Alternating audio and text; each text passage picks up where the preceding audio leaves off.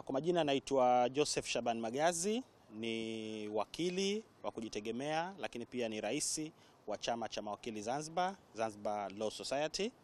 Na leo tupo katika mafunzo ya kujengea na uwezo mawakili Zanzibar, ambayo najikita zaidi katika kujengea uwezo katika masuala ya haki za binadamu, kwa sababu tunaona haki nyingi au raia wengi hawapati haki zao za msingi, wale walikopo kwenye magereza, walikopo kwenye vituo vya polisi na hata katika jamii zetu. Kwa hiyo kama mawakili tunajengewa uwezo jinsi gani tunaweza kuwasaidia hawa watu wakapata haki zao za msingi. Lakini pia jengine tunajengewa uwezo kuhusu swala la access to justice, lakini pia na rule of law, utawala wa sheria. Utawala wa sheria unajumuisha taasisi zote za kiserikali na sisi wadau wake. Kwa hiyo ni jinsi gani tunaweza tukaisimamia serikali kuhakikisha utawala wa sheria unafanyika kwa vitendo. Sisi kama mawakili sasa hivi mawakili tupo zaidi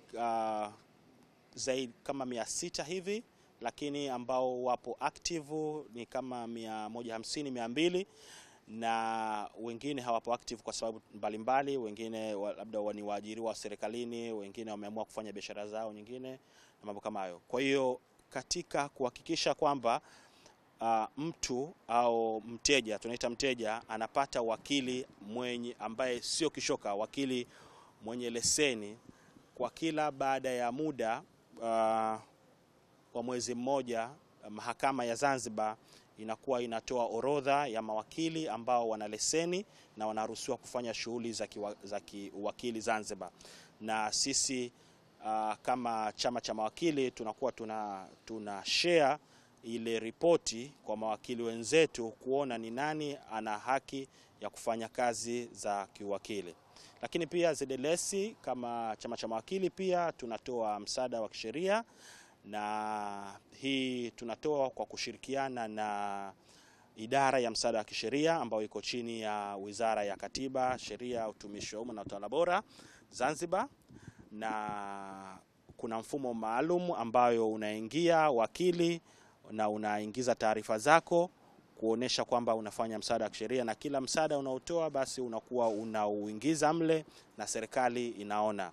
Kwa hiyo hii yote kwa sababu ingawa kwamba sisi hizi ni taaluma ambazo ndio inatupa chajio chetu, lakini pia tunajua kuna wananchi wa Zanzibari ambao hawana uwezo wa kuweza kulipa harama za wakili.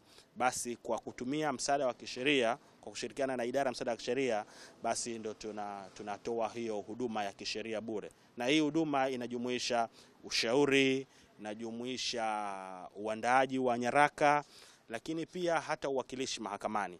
Kwa hiyo kuna kesi tunafanya mpaka zinaisha kwa njia ya kutoa msaada. Lakini pia mahakama pia tunashirikiana nayo.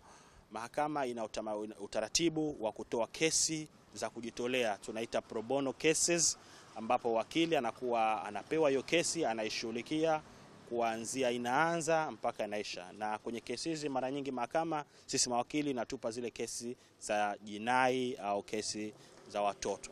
Kwa hiyo na hizo kesi pia tunazo kuhakikisha kwamba wananchi au mwananchi wa kawaida anapata haki yake ya kisheria.